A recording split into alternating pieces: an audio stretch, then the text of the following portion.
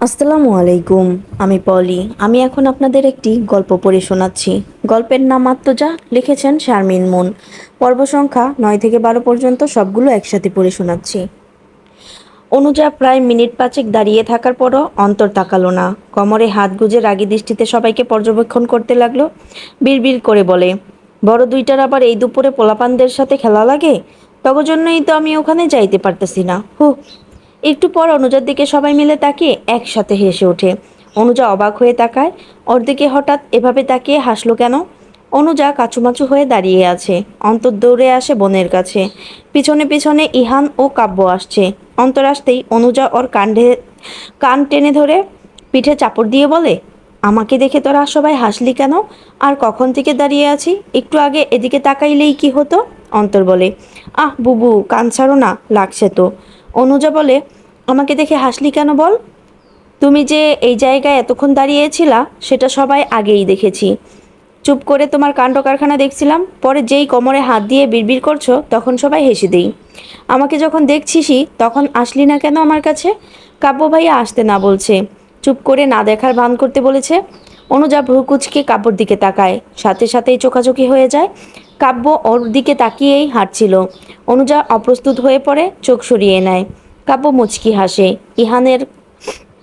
ইহান আর কাব্য অন্তরের পাশে এসে দাঁড়ায়। কাব্য বলে, ওর কানটা এবার ছেড়ে দাও, নয়তো ছিঁড়ে যাওয়ার সম্ভাবনা আছে, বলেই হেসে দেয়। অনুজা ও মুচকি হেসে ছেড়ে দেয়। হাসলে লোকটাকে এত সুন্দর লাগে? অনুজা এবার কাব্যকে ভালোভাবে পরখ করলো। একদম নিখুঁত, মনে হয় কোনো দিক দিয়ে কমতি নেই। লম্বা চওড়া ফর্সা, মুখের গড়নটাও সুন্দর। কাব্য বলে, এই ভর দুপুরে এখানে আসছো কি করতে? অনুজা কাব্যর দিক থেকে দৃষ্টি সরিয়ে নিচে তাকিয়ে বলে, অন্তরকে ডাকতে আসছিলাম। ইহান বলে, ওই সময় ডাক দিতে শুধু শুধুই দাঁড়িয়েছিলা, এখানে অন্য কেউ ছিল না, আমরাই তো। তা ছোটজন কই? তার তো দেখাই পাই না। অনুজা মন খারাপ করে বলে, বোন বাড়িতেই। ওর ভোর থেকে অনেক জ্বর, অন্তরে ডাকতে আসছিলাম, ও কবিরাজ বাড়ি যাইতো সেই জন্য। ইহান চমকে উত্তেজিত হয়ে বলে, কিভাবে হঠাৎ এমন জ্বর আসলো?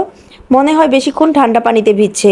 আর অন্তরও তো বলল না, বলেই সবার দিকে তাকিয়ে চুপ হয়ে যায়। অন্তর আর কাব্য মিটিমিটি হাসে। অনুজা ইহানকে লক্ষ্য করে, মনে একটাই প্রশ্ন, আত্মজার অসুস্থতার কথা শুনে উনি এমন করছে কেন? অন্তর বলে, চল বুবু, বাড়িতে যাই, গোসল করে তারপর কবিরাজ বাড়ি যাব। ইহান বলে, অন্তরের আর যাওয়া লাগবে না, আমি বিকেলের দিকে কবিরাজ নিয়ে তোমাদের বাড়িতে যাব। অনুজা বলে, আপনি শুধু শুধু কষ্ট করবেন কি করতে? অন্তরই যেতে পারবে। পাশ থেকে কাব্য বলে, ও কি আর এমনি এমনি কবিরাজ ডাকবে? ইহান কাব্যর মাথায় চাটি মেরে অনুজাকে বলে, আমিই নিয়ে যাব কবিরাজ, এখন বাড়িতে যাও। অনুজা মাথা দুলিয়ে অন্তরের হাত ধরে ওখান থেকে চলে আসে। কাব্য অনুজার দিকে তাকিয়ে মুচকি হাসে। আঞ্জুম গোসল করবে, বাড়তি কাপড়ও নেই। দিনের আলোয় যতটুকু বুঝছে এটা একটা গোডাউন। পাশে একটা কল আছে, চারদিকে লোক পাহারা দিচ্ছে। আঞ্জুমের অস্বস্তি হচ্ছে, একটু গোসল করলে ভালো হতো, কিন্তু কাপড় কোথায় পাবে?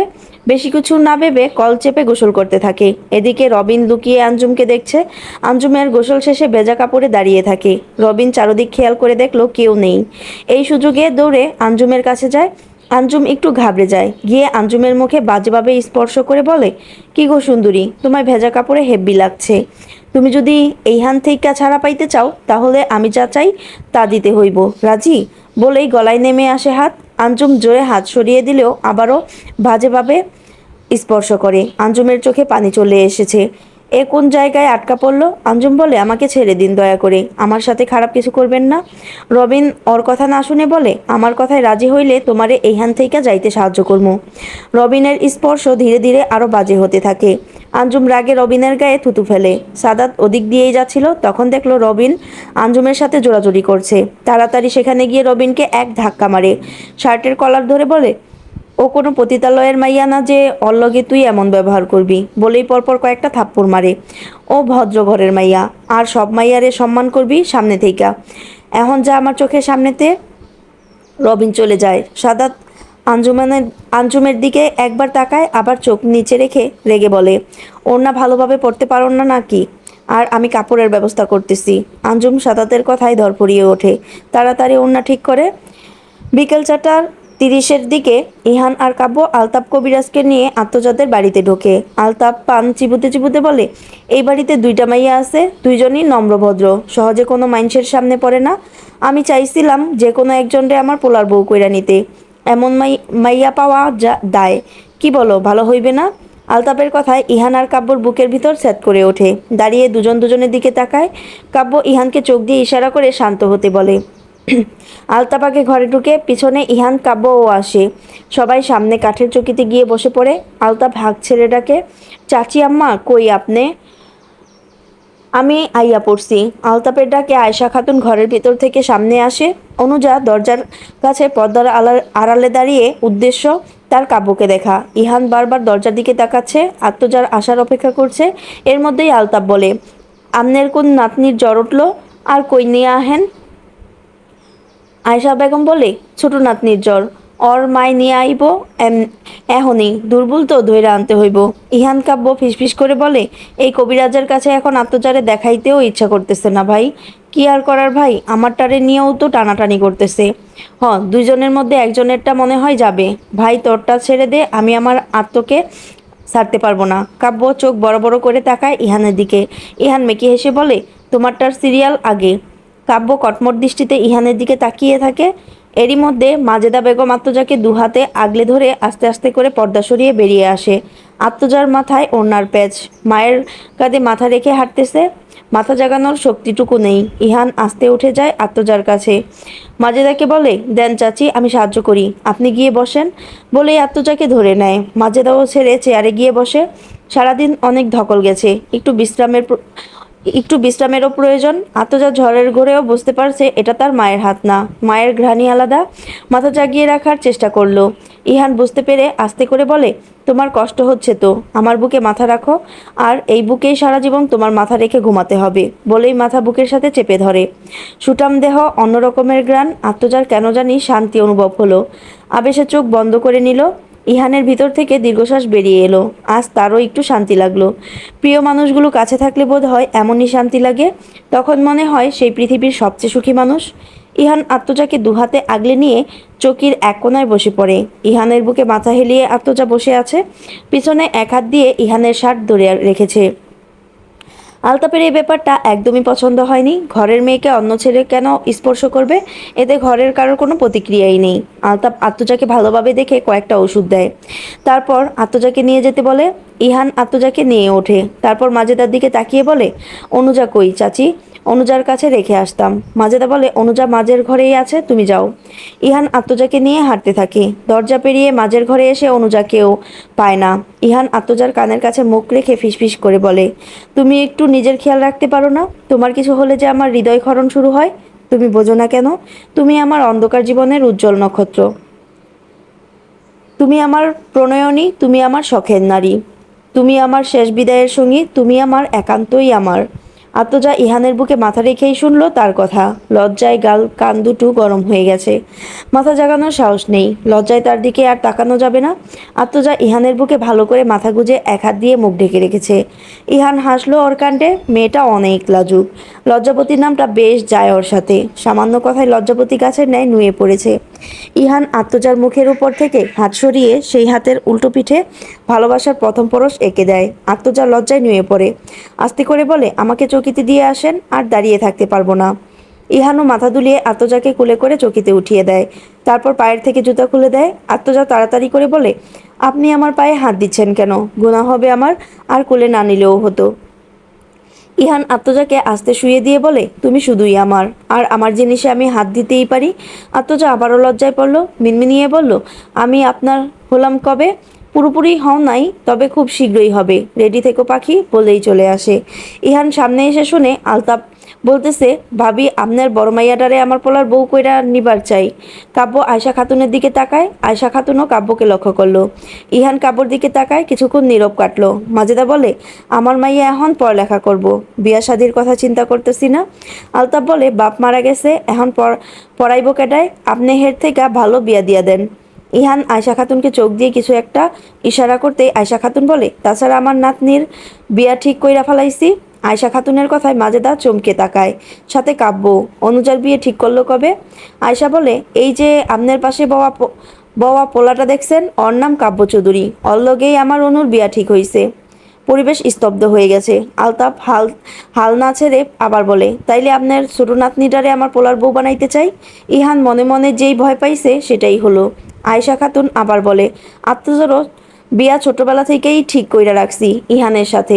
আকবর আর ইহানের বাবা ঠিক কইরা গেছে, আমরাও চাই অগু বিয়া দিতে।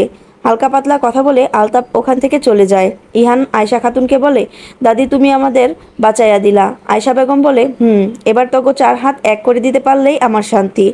আর এই যে কাব্য বাড়িতে খবর লাগাও, মাইয়া দেখা যাইতে কও। কাব্য হাসলো, সে তো বলবই। যাক, অবশেষে সে আমার হবে, আজকে একটু শান্তিতে ঘুম হবে। মাজেদা শাশুড়ির দিকে তাকালো।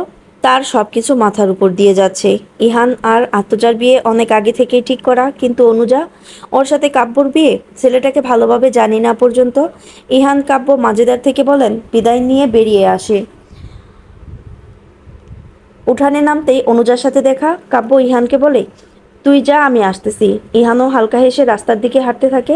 কাব্য অনুজার কাছে গিয়ে দাঁড়ায়। অনুজার অস্বস্তি হচ্ছে, তাও কেন জানি দাঁড়িয়ে থাকতে ইচ্ছে হলো। কাব্য অনুজার দিকে তাকিয়ে বলে, আর বেশি দিন বাকি নেই, খুব তাড়াতাড়ি আমার ঘরণী করে নিয়ে যাব। অনুজার লজ্জায় নিচের দিকে তাকিয়ে আছে। কাব্য আবার বলে, অনু, আমি কালকে ঢাকা চলে যাব, তারপর মা বাবাকে নিয়ে আসব তোমাকে দেখার জন্য। অনুজা তাকালো কাব্যর দিকে। কালকেই ঢাকা চলে যাবে শুনে কষ্ট কেন লাগলো? কদিন পর তো নিজেই ঢাকা যাব। অনুজা দীর্ঘশ্বাস ছেড়ে আস্তে করে বলে, তাদেরকে এনেও লাভ নেই, আমিও ঢাকা চলে যাব, সাথে বোনও যাবে। আজকেই যাওয়ার কথা ছিল, কিন্তু বোন অসুস্থ হয় যেতে পারলাম না। আর আমি আমার পরীক্ষার আগে বিয়ে করতে চাই না। সামনেই এইচএসসি পরীক্ষা, আর আমি চাকরি করতে চাই, আরও পড়ালেখা করতে চাই। বিয়ে করলে কি আমাকে পড়ালেখা আর চাকরি করতে দিবেন? যদি উত্তর হ্যাঁ হয়, তাহলে আমার উত্তরও হ্যাঁই হবে, আর না হলে আমি এই বিয়ে করতে পারবো না। আমার বাজানের স্বপ্ন ছিল পড়ালেখা করে যেন নিজের পায়ে দাঁড়াই। আমার বাজানের জন্য আমি সব করতে পারবো, আপনাকে ফিরিয়ে দিতেও দ্বিধাবোধ করব না। কাব্য অনুজার দিকে একদৃষ্টিতে তাকিয়ে আছে। মেয়েরা বোধ হয় তাদের বাবাকে একটু বেশিই ভালোবাসে। বাবার জন্য এত ভালোবাসা! বাবাও বোধ হয় তার মেয়েকে দ্বিগুণ ভালোবেসেছিল। অনুর চোখে ওর বাবাকে হারানোর জন্য যন্ত্রণা দেখতে পাচ্ছি। হয়তো কারোর সামনে এখন আর প্রকাশ করতে চায় না। বাবা মেয়ের এমন ভালোবাসা বেঁচে থাকুক হাজারো ঘরে, হাজারো ঘরে। কাব্য বলে, তুমি তোমার পড়ালেখা চালিয়ে যেও, আর চাকরি করতে চাইলেও করো, আমার তাতে কোনো সমস্যা নেই। এটুকু বলে অনুজার এক হাত কাব্যর হাতের মুঠোয় পুরে বলে, শুধু তুমি আমাকে ফিরিয়ে দিও না, আমি তোমাকে সবসময় আমার পাশে চাই। অনুজা তাকালো হাতের দিকে। এক অন্যরকম অনুভূতি হচ্ছে, সেই অনুভূতির নাম জানা নেই অনুজার। গভীর রাত, চারদিকে ঝিঁঝি পোকার ডাক। হঠাৎ আঞ্জুমের ঘুম ভেঙে যায়। চোখ ডলতে ডলতে শোয়া থেকে উঠে বসে। চারদিকে হারিকেনের আবছা আলো। চোখ যায় দরজার দিকে। দরজাটা খোলা আছে। আঞ্জুমের মনে একটু আশার আলো ফুটে উঠল। আস্তে করে উঠে দরজার দিকে যায়। তারপর আশেপাশে উঁকি দিয়ে দেখলো কেউ নেই। আঞ্জুম পা টিপে টিপে বাহিরে বের হয়, কিন্তু কোনো দিকে যাবে বুঝতে পারছে না। বিশাল বড় গোডাউন, আশেপাশে অনেক জিনিসপত্র ছড়িয়ে ছিটিয়ে আছে। আঞ্জুম সামনে হাঁটতে থাকে। কিছু দূর যেতেই সাদাতের সামনে পড়ে। আঞ্জুম এটার জন্য মোটেও প্রস্তুত ছিল না। ঘাবড়ে এক পা পিছিয়ে যায়। সাদাত রাগান্বিত দৃষ্টিতে তাকিয়ে আছে আঞ্জুমের দিকে। আঞ্জুম ভয়ে থরথর করে কাঁপতে থাকে। এই কেমন জায়গায় এসে আটকে পড়েছে। সাদাত হুঙ্কার দিয়ে বলে, তোর অনেক শখ না পালানোর, যা, তরে আজ আমি সাইরা দিমু, যেদিকে মন চায় চইলা যা। বলেই আঞ্জুমের হাত ধরে টানতে থাকে। জোরে হাঁটায় আঞ্জুম সাদাতের সাথে তাল মিলিয়ে হাঁটতে পারছে না। টেনে হিচড়ে নিয়ে যাচ্ছে সাদাত। আঞ্জুমের চোখের কোণে পানি চলে আসছে। কিছুক্ষণের মধ্যে গোডাউনের বাহিরে নিয়ে আসে। বাহিরে এনেই হ্যাচকা টান দিয়ে নিচে ফেলে দেয়। আঞ্জুম মুখ থুবড়ে নিচে পড়ে যায়। হাঁটু বোধ হয় চুলেই গেছে। হাঁটু হাত দিয়ে চেপে ধরে চোখ মুখ কুঁচকে ফেলে। গালও জ্বালা করছে, হয়তো কেটে গেছে। পাশেই সাদাতের দলের কয়েকজন বসা ছিল। হঠাৎ এমন হয় তারা কিছুই বুঝলো না। সাদাত চিৎকার দিয়ে বলে, যা, তোকে ছেড়ে দিলাম, যেদিকে চোখ যায় সেদিকে চইলা যা। সাদাতের কথায় আঞ্জুম সহ সবাই অবাক হয়। কেউ কেউ বলে, ভাই তোর মাথা ঠিক আছে, কি করতেছো? আঞ্জুমও অনেক অবাক হয়। সত্যি কি ছেড়ে দিয়েছে? যাক, এত কিছু না ভেবে আঞ্জুম পায়ে ব্যথা নিয়ে উঠে দাঁড়ায়। সবার দিকে একবার তাকায়, তারপর পালানোর জন্য দৌড়াতে থাকে। হাঁটুতে ব্যথা পাওয়ায় ভালোভাবে দৌড়াতেও পারছে না, তাও গায়ের সমস্ত শক্তি দিয়ে দৌড়াচ্ছে। কিন্তু কোথায় যাচ্ছে তা জানা নেই। ওখানে থাকা এক লোক বলে, ভাই এটা কি করলেন? ওই মাইয়ারে সাইরা দিলেন কেন? এখন স্যাররে কি জবাব দিবেন? সাদাত সামনে থেকে দৃষ্টি সরায়। আঞ্জুম এতক্ষণে অন্ধকারে মিলিয়ে গেছে। ওদের কারোর কথাই কানে তোলে না। ওর বড় লোকদের প্রতি অনেক ঘৃণা। আঞ্জুম দৌড়াতে দৌড়াতে অনেক দূরে এসে পড়েছে। হাঁপিয়ে উঠায় থেমে যায়। চারদিকে একবার চোখ বুলায়, আবছা আলোয় বোঝা যাচ্ছে এটা কোনো জঙ্গল। চারদিকে বড় বড় সারি সারি গাছপালা। আঞ্জুম এতক্ষণ পালানোর চিন্তায় ভয় লাগেনি, কিন্তু এখন এই গভীর জঙ্গলে একা আছে ভাবতেই ভয় লাগছে। গায়ে কাঁটা দিয়ে উঠছে, মনে হচ্ছে আশেপাশে কেউ হাঁটছে। দুর্বল শরীর আর ভয় দুটোতেই যেন কাবু করে রেখেছে। সাহস করে একটু সামনে যায়, যত সামনে আগায় ততই যেন জঙ্গলের গভীরে ঢুকে যাচ্ছে। আঞ্জুম ভেতরে ভেতরে অনেক ঘাবড়ে যায়, ইচ্ছে মতো ঘামতে থাকে। ও কোনো কিছু না ভেবে আবার পিছনে ঘুরে দৌড় লাগায়। পা যেন অবশ হয়ে আসছে, তাও হাল ছাড়েনি, দৌড়েই চলছে। মনে হচ্ছে কেউ ওর পিছু নিয়েছে। প্রেতাত্মা এসবের কথা বুড়ো বুড়িদের মুখে এমন এমন অনেক কথা শোনা যায়। সন্ধ্যার পর নাকি এগুলোর উৎপাত বেশি, আর এটা তো কোনো এক জঙ্গল, আবার সাপ বিচ্ছু আরও কত কিছুর ভয় আছে। আঞ্জুম প্রায় 20 মিনিট দশকের মতো দৌড়ানোর পর আবার সাদাতের দেখা মেলে। সেই একই জায়গায় বসে আছে। দৌড়ে সাদাতের পায়ের কাছে ঢলে পড়ে। গন্তব্যে এসে গায়ের শক্তি যেন শেষ হয়ে গেছে। সাদাত পা ছাড়ানোর চেষ্টা করেও পারল না। আঞ্জুম শক্ত করে সাদাতের পা জড়িয়ে ক্লান্ত কণ্ঠে কান্না করতে করতে বলে, আমি আর পালাবো না, আর পালানোর চেষ্টাও করব না, তাও এখানে আমাকে একা রেখে যাইয়েন না। সাদাত কোনো কথা না বলে চুপচাপ দাঁড়িয়ে থাকে। সাদাতের পাশে সোহেল নামের একজন বলে, ভাই মাইয়াটারে আমাগো লগে লইয়ালন, নয়তো এইখান থেইকা একলা বাইর হইতে পারবো না। সাদাত গম্ভীর কণ্ঠে বলে, ওঠ, আর সামনে যেন কোনো সময় এমন করতে না দেখি। আর একবার এমন করলে এইখানে ফালাইয়া রাইখা যামু। আঞ্জুম চোখ মুছে সাদাতের কথায় মাথা নাড়িয়ে সায় জানালো। চুপচাপ আস্তে উঠে দাঁড়ালো। আঞ্জুমের এখন একটু শান্তি লাগছে। এতক্ষণ জঙ্গলের ভিতর অনেক অস্থিরতা কাজ করছিল। আঞ্জুম একাই আগে আগে হাঁটতে থাকে। হাঁটুতে সালিতে হাঁটুতে সালিয়ে যাওয়ায় খুঁড়িয়ে খুঁড়িয়ে হাঁটতে থাকে। সাদাত পিছনে থাকায় খেয়াল করলো সেটা। একবার মায়া হয়, আবার মনে হয় ওরা বড়লোক। বড়লোকরা ভালো হয় না, তাই তাদেরকে মায়া দেখিয়ে লাভ নেই। আঞ্জুম আবার সেই গুডাউনের ভিতর চলে যায়, গুটিসুটি মেরে বসে থাকে। তারপর মনে হলো হাঁটুর কথা। আস্তে সালোয়ারটা হাঁটু পর্যন্ত উঠালো। দেখলো অনেকটাই ছিলে গেছে, রক্ত বেরিয়েছিল, কিন্তু সেটা এতক্ষণে শুকিয়ে গেছে। হাঁটুতে একবার হাত বুলালো, সালোয়ার নিচে নামিয়ে গালে হাত দিল। হাত দিয়ে বুঝতে পারছে এখানটাও কেটে গেছে। চোখ বুজে উপরের দিকে তাকিয়ে একটা বড় নিঃশ্বাস ছাড়লো। মা, বাবা, ভাইয়ার কথা খুব মনে পড়ছে। আচ্ছা, তারা কি আমার খোঁজ করছে না? তারা কি আমাকে আর কোনোদিন পাবে না? ভাইয়া তো পুলিশ, তাহলে সে কিছু করতে পারছে না কেন? এসব ভেবেই চোখ থেকে টুপ করে এক ফোঁটা পানি পড়ল। সকাল সকাল আজমাইনের ফোনে একটা কল আসে। আজমাইন দেখলো এটা অচেনা নাম্বার। ভ্রু কুচকে কলটা ধরলো। ওপাশ থেকে বয়স্ক কণ্ঠে ভেসে আসে, কি পুলিশ সাহেব, খুব না লাগতে আসছিলে? আকবরের ফাঁসির পেছনে কার কার হাত আছে খুঁজে বের করবে নাকি? কিন্তু আফসোস, এখনও তো নিজের বোনকেই উদ্ধার করতে পারোনি। বলেই হাসতে থাকে। আজমাইন চমকে ওঠে, তাহলে এই লোক জানে আঞ্জুম কোথায় আছে। এনারই হাত আছে আঞ্জুমের গায়েব হওয়ার পেছনে। কিন্তু ইনিকে? আজমাইন শক্ত কণ্ঠে বলে, কে আপনি? আমার বোন কোথায় আছে? ওর কিছু হয়নি তো? সাহস থাকলে পরিচয় দেন। লোকটার হাসি আরও চওড়া হয়। আমি কে সেটা না হয় পরে কোনো এক সময় বলবো। আর তোর বোনের সাথে এখনো কিছু হয়নি, তবে খুব তাড়াতাড়ি হবে। আজমাইন রেগে বলল, তোকে সুন্দর মতো বলছি আমার বোনকে ছেড়ে দে, আর ওর সাথে খারাপ করার চিন্তাও মাথায় আনিস না। আমার বোনের কিছু হলে তোকে আমি ছাড়বো না। ওপাশ থেকে লোকটা হাসতে হাসতে কল কেটে দেয়।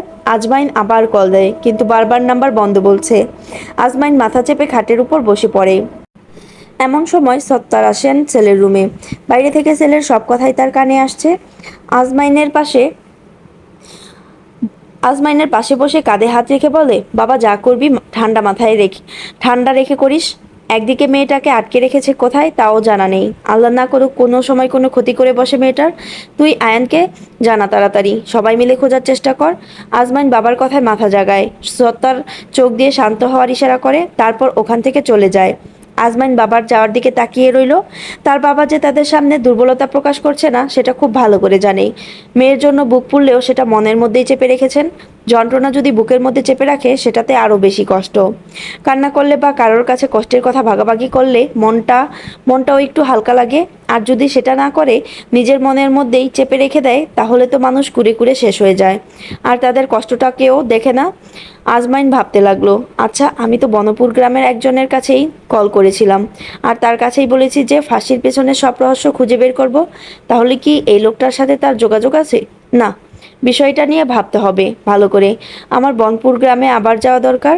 আজমাইন আয়ানকে কল দেয়। কয়েকবার কল দেওয়ার পর রিসিভ হলো। অপর পাশ থেকে মেয়েলি কণ্ঠ ভেসে আসে, হ্যালো, কে বলছেন? কাকে খুঁজছেন?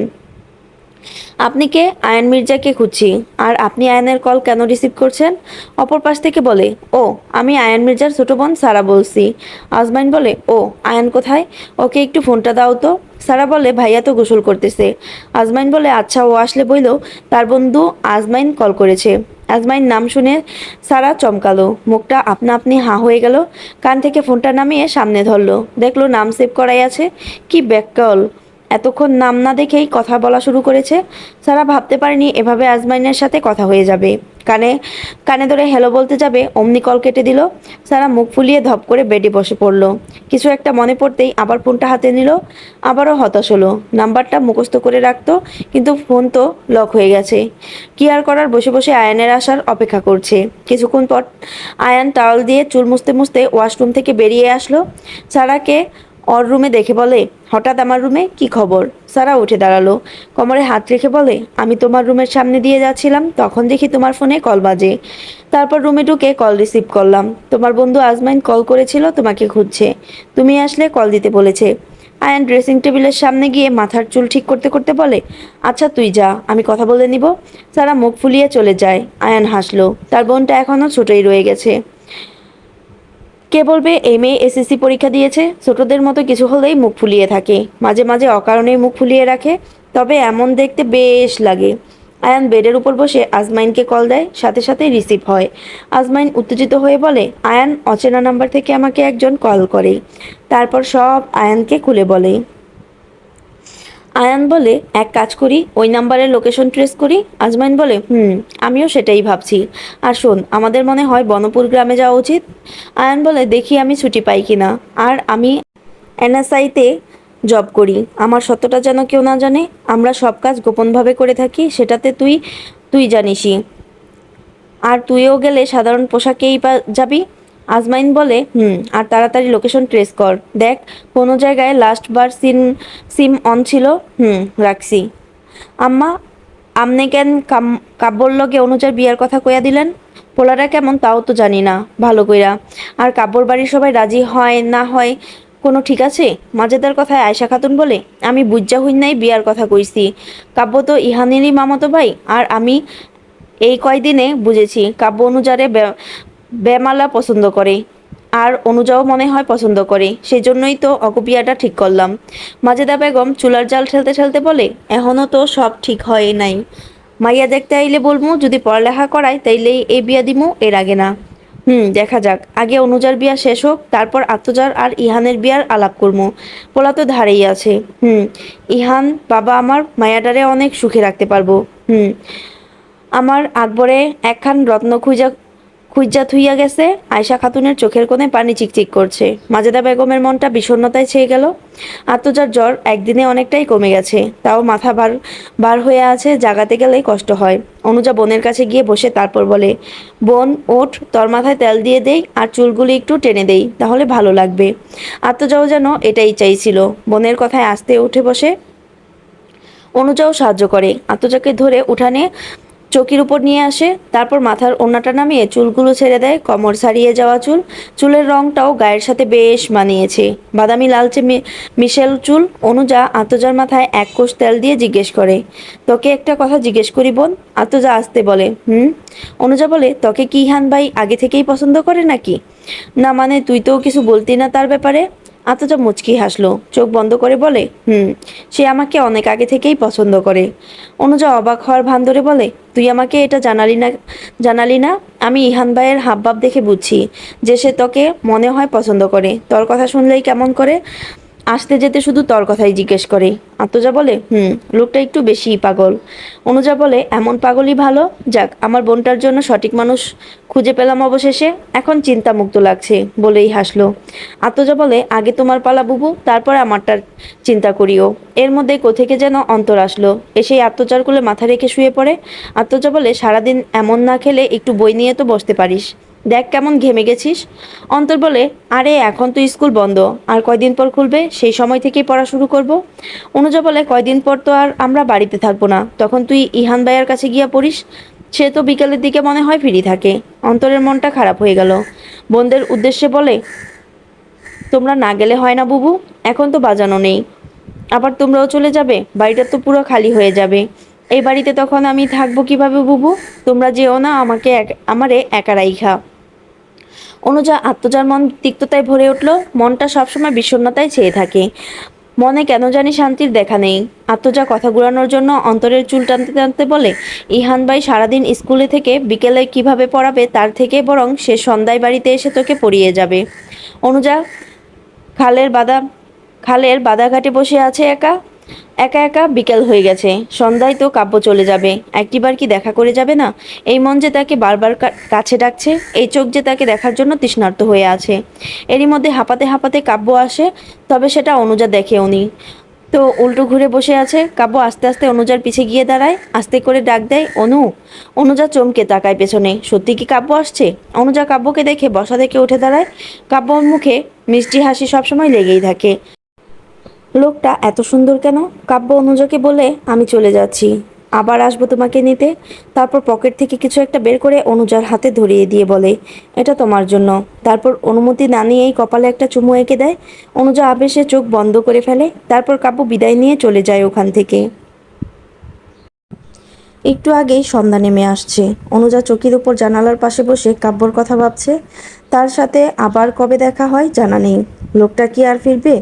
এর মধ্যে আত্মজা এসে অনুজার পাশে বসে বলে, কি হয়েছে বুবু, এমন মনমরা হয়ে আছিস কেন? অনুজা তার বোনের পানে তাকালো, মুখে হালকা হাসি টেনে বলে, কি হবে আবার আমার? কিছুই হয়নি আমার। আমি তো রাতের আকাশ দেখছিলাম, তুইও দেখ কি সুন্দর আকাশটা। আত্মজাও জানালা দিয়ে উকি দিল, বলল, রাতের আকাশ আসলেই অনেক সুন্দর লাগে। কি সুন্দর তারার মেলা। চলো বুবু, আমরা উঠানে যাই, সেখানে বসে ভালোভাবে দেখতে পারবো। অনুজা হালকা হেসে বলল, চল। আত্মজা একটা তালের হাত পাখা নিয়ে বাহিরে বেরিয়ে আসে। বেশ গরম পড়ছে এখন। পিছনে অনুজাও আসে। দুইজন গিয়ে চকিতে বসে পড়ে। আত্মজা হাত পাখা নাড়াতে নাড়াতে আকাশের দিকে তাকিয়ে বলে, দেখ বুবু, ওই তারাটা কিভাবে খসে পড়ছে। অনুজাও তাকায়, তারপর আত্মজার থেকে পাখাটা নিয়ে নাড়তে থাকে। আত্মজা ছোট বাচ্চাদের মতো অনুজার কোলে মাথা রেখে গুটিসুটি হয়ে চকিতে শুয়ে পড়ে। অনুজাও তার ছোট্ট বোনটাকে আগলে নেয়। আত্মজা একদৃষ্টিতে আকাশের দিকে তাকিয়ে আছে, চারদিকে নিস্তব্ধতা। আকাশের তারাগুলো কত দূরে চাইলেও ছোঁয়া যায় না। আর বাবা নামক মানুষটা তো আরও অনেক দূরে, যাকে এই দুনিয়ায় আর কোনো দিন দেখা যাবে না, ছোঁয়াও যাবে না। ভাবতেই বুকের ভেতর যন্ত্রণা শুরু হয়। বুকের ভেতর থেকে ভারী একটা দীর্ঘশ্বাস বেরিয়ে আসে। অনুজা বলে, বোন, সেই ডায়েরিটার ব্যাপারে মাকে জিজ্ঞেস করবি নাকি? আত্মজা একটু চুপ থেকে বলে, দেখি কি করা যায়। আর তুমি কি বলো, জিজ্ঞেস করব? অনুজা বলে, জিজ্ঞেস করব পরে, আর ডায়েরিটা খুঁজে পেলে বেশি ভালো হতো। আত্মজা আস্তে করে বলে, হুম। এর মধ্যে আচমকা কিছু একটার শব্দে আত্মজা লাফিয়ে ওঠে। অনুজা ভয় পেয়ে আত্মজার হাত শক্ত করে ধরে রাখে। আত্মজা অনুজার হাত চেপে ধরে শব্দটার উৎস খুঁজতে চারদিকে চোখ বুলায়। কই, এখন তো তেমন কিছুই চোখে পড়ছে না। তাহলে এই শব্দটা কোথা থেকে আসলো? মনের ভিতর কেমন কু ডাকছে। কিছুক্ষণ তাকিয়ে থাকার পর দেখলো দুটো ছায়ার মতো বাড়ি থেকে বেরিয়ে যাওয়ার চেষ্টা করছে। আত্মজা শক্ত কণ্ঠে বলে, কে ওখানে? কে? কথা বলছেন না কেন? এমন চোরের মতো উকিঝুঁকি না মেরে সাহস থাকলে সামনে আসেন। তৎক্ষণাৎ ছায়া থেমে যায়। ধীর পায়ে আত্মজাদের কাছে আসতে থাকে। অনুজা আত্মজাকে ভয়ার্ত কণ্ঠে বিড়বিড় করে বলে, বোন, তাড়াতাড়ি ঘরে চল, আমাদের দিকে আসছে। আত্মজা একটু বিরক্ত বোধ করলো। নিজেদের বাড়ির ভিতরে আছে, এখন এত ভয় পাওয়ার কি আছে? সবসময় কি এমন ভয় পাওয়া চলে? আত্মজা অনুজাকে বলে, আমরা জীবনের অনেক খারাপ সময় পার করেছি, এখনও করছি। এই খারাপ সময়গুলো আমাদের একা থাকতে শিখিয়েছে, সাহসী হতে শিখিয়েছে, শক্তিশালী হতে শিখিয়েছে, পরিস্থিতি মানিয়ে নিতে শিখিয়েছে। তাহলে তুমি সব পারলেও কেন সাহসী হতে পারছো না? কেন সবার সামনে শক্তিশালী হতে পারছো না? যার তার সামনে দুর্বল হয়ে পড়ো না বুবু, তাহলে যে তারাই তোমার ক্ষতি করে দিবে। অনুজা নিজেকে শান্ত করার প্রয়াস করলো। এর মধ্যেই দুটো লোক সামনে এসে দাঁড়ায়। আবছা আলোতে দুটো পুরুষালী অবয়ব দেখলো। আমার সাহস দেখবার চাস? দেখামো সময় মতো। অনুজা চমকালো। আত্মজা শান্ত দৃষ্টিতে সামনে তাকিয়ে আছে, যেন কোনো কিছুই আসে যায় না। ও যেন আন্দাজ করতে পারছিল এই নিকৃষ্ট লোকটাই আসতে পারে। নিজাম তালুকদার চকির উপর পা তুলে বসে পড়ে। অনুজা লাফিয়ে নেমে যায়, সাথে আত্মজাকে টেনে নামায়। নিজাম তালুকদার বলে, কি এইটুকুতেই ভয় পাইয়া গেলি? বলেই হাসতে লাগলো। আত্মজা ক্রোধের সামনে গিয়ে আঙ্গুর উঁচিয়ে বলে, তোর মতো অমানুষকে আমি ভয় পাই না। নিজাম তালুকদার কপালে ভাঁজ ফেলে রেগে বলে, তোর থেকে আমি বয়সে বড়, সম্মান দিয়ে কথা বল। আত্মজা ব্যঙ্গাত্মক সুরে বলে, হ্যাঁ, তোকে করবো সম্মান, আর কাউকে পাইলি না? কঠোর হয়ে বলে। যে আমার মা বাবা সহ অন্য মানুষদের সম্মান করতে জানে না, সে আমার থেকেও সম্মান পাওয়ার যোগ্য না। যে সম্মান করতে জানে সেই সম্মান পাওয়ার যোগ্য। তুই তো আমার মা বাবাকেই সম্মান করিস না, তাহলে তোকে তো সম্মান করার প্রশ্নই আসে না, রুচিতেই আসে না। থুক। নিজাম তালুকদার খুব অপমান বোধ করলো, কটমট করে বলে, তগো সম্মান যদি আমি সবার সামনে ধুলোয় না মেশাইছি, আমার নাম নিজাম তালুকদার না। বলেই উঠে চলে যায়। পিছনে চেলা শরীফও। নিজাম তালুকদার যেতেই অনুজা আত্মজার হাত টেনে বলে, কি দরকার ছিল ওনাদের সাথে লাগতে যাওয়ার? আত্মজা অনুজার দিকে দৃষ্টি নিক্ষেপ করে। অনুজা চুপ হয়ে যায়, মিনমিনিয়ে বলে, এখন মনে হচ্ছে তুই আমার বড় বোন। বলেই ঘরের দিকে চলে যায়। আত্মজা হালকা হেসে ঘরের ভেতর চলে যায়। আনুমানিক রাত 8টা বাজে। আত্মজা, অনুজা, অন্তর, আয়েশা খাতুন গল্পে মেতে আছেন। এর মধ্যেই দরজায় টোকা পড়ে, অথচ কারোর সেই দিকে কোনো খেয়াল নেই। তারা তো গল্প করায় মতো। মাজেদা বেগম পিছনের বারান্দা থেকে গলা বাড়িয়ে বলে, অনুজা দেখ কে আইসে, দরজা খুইল্লা দিয়ায়। এমন কয়েকবার ডাকার পরেও কোনো সাড়া শব্দ নেই। আবারও বলে, আত্মজা যাতো, দরজাটা খুইল্লা দিয়ায়। এবারও কোনো সাড়া শব্দ নেই। মাজেদা রেগে বলে, দাঁড়া আইতাছি। কোন সময় থেকে ডাকতাছি, একটারও কানে ঢোকে না। আত্মজা চটজলদি মাজেদাকে বলে, মা আশা লাগবে না, যাইতেছি। বলে অন্তরকে ঠেলতে ঠেলতে বলে, এই যা তো, দরজাটা খুলে আমাকে উদ্ধার কর। ওর কথায় অন্তর ভেবাচেকা খেয়ে গেল। এটা আবার কেমন কথা?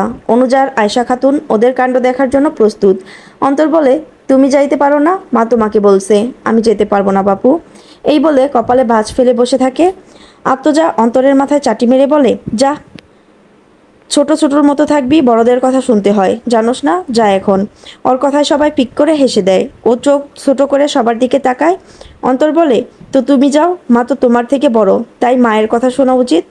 আত্মজার মুখটা চুপসে গেল। তাড়াহুড়াই তো এটা মাথায় ছিল না। আয়শা খাতুন বলে, এখন যা, দরজা খুইলা দিয়ে আয়। কে না কে কতক্ষণ দাঁড়াইয়া আছে। আত্মজা মুখ ফুলিয়ে উঠে দাঁড়ায়, ধপধপ করে পা ফেলে দরজার দিকে যায়। ওর দিকে তাকিয়ে সবাই হেসে ওঠে। দরজা খুলেই দেখে ইহান দাঁড়িয়ে আছে। ইহান একটা ভুরু কুঁচকে আতজাকে লক্ষ্য করে কপালে ভাঁজ পড়া মুখ ফুলিয়ে রেখেছে। বুঝলো কিছু একটা হয়েছে। আতজা কিছু না বলে ধপধপ করে ওখান থেকে চলে গেল। ইহান সামনে চকিতে বসে অন্তরকে ডাক দেয়।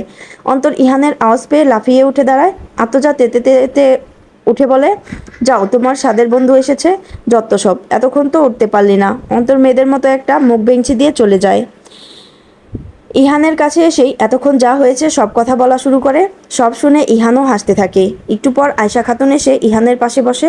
ইহান জিজ্ঞেস করে, তোমার ছোট নাতনির জ্বর কি কমছে আগের থেকে? ঠিকমতো ওষুধ খায় তো? আয়শা খাতুন বলে, হয়, আগের চাইয়া একটু কমই বুঝায়। ইহান বলে, ভালো, আমি সারাদিন ব্যস্ত ছিলাম তাই আসতে পারিনি। আচ্ছা কাব্য বলল ওরা নাকি ঢাকা চলে যাবে, মানে আত্মজাও নাকি যাবে, এটা কি সত্যি? আয়শা খাতুন বলে, যাইবে, আর কালকেই যাওয়ার সম্ভাবনা বেশি। তারপর টুকটাক কথা বলে ইহান চলে যায়। জঙ্গলের পথ দিয়ে হাঁটছে আজমাইন, আয়ান সহ আরও কয়েকজন। হাতে টর্চ, আয়ানের হাতে ফোন। সকালেই যেই নাম্বার দিয়ে কল করা হয়েছে তার শেষ লোকেশন এই জঙ্গলেই পাওয়া গেছে। সামনে যেতেই আয়ান কিছু একটা সাথে হোঁচট খায়। সবাইকে বলে, এদিকে লাইট মারো, এখানে কিছু একটা আছে। বলেই নাক চেপে ধরে। এখানে অনেক দুর্গন্ধ। আয়ান বলতেই লাইট মারে নিচের দিকে। নিচে তাকিয়ে সবাই অবাক হয়। আয়ান বলে, এইখানে লাশ আসলো কোথা থেকে? আজমাইন নাকে রুমাল দিয়ে বলে, দেখে তো মনে হচ্ছে বেশি দিন হয়নি। আর কেউ কুপিয়ে হত্যা করেছে। কি মর্মান্তিক ঘটনা। এই ছিল আত্মজার 9 থেকে 12 পর্যন্ত সবগুলো পর্ব একসাথে।